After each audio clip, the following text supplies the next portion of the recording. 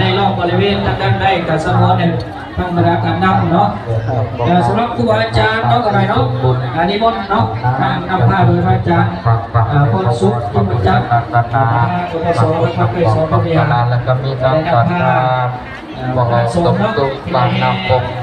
ที่ปันกินกินบางนำปงเราปันกินเป็นออกเราว่า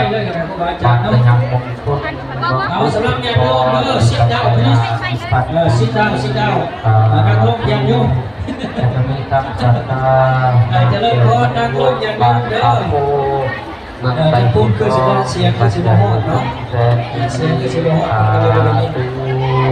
การจากข่าวสารเรื่องการโยมพอมาปันถึงคนตัดนำจากพวกเรื่องการผู้ชายอีกนอกนึงเนาะเพราะว่าที่เขาไม่ถวายแล้วปันโยมได้ปันที่เขาบอกปันโยมปันโยมปันที่เราอยากจะมาให้เราทำให้เราเป็นในฐานะที่เราปันปัน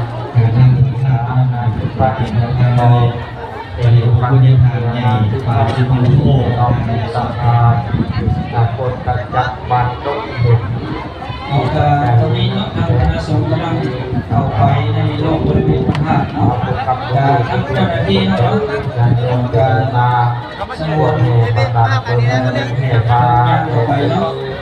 สำหรับญาติโยมเด้อทางเจ้าหน้าที่เนาะช่วยประชาสัมพันธ์ช่วยกันเนาะเพื่อที่จะให้เพิ่นนั่งลงเลยเพื่อว่ายังเขาอีกน้อยนึงยังเขาน้อยนึงเขาลงพระธาตุก็ต้องอีกครั้งนะขออนุญาตเนาะสบายดีสบายดีโอ้ยโอ้เห็ดบุญธาตุด้วยเมนจริงหน่อยมายอม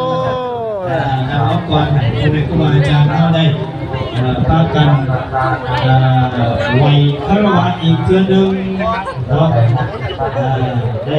ไว้คารวะอีกเทื่อนึงไว้เอาคือสิได้อธิษฐานเอา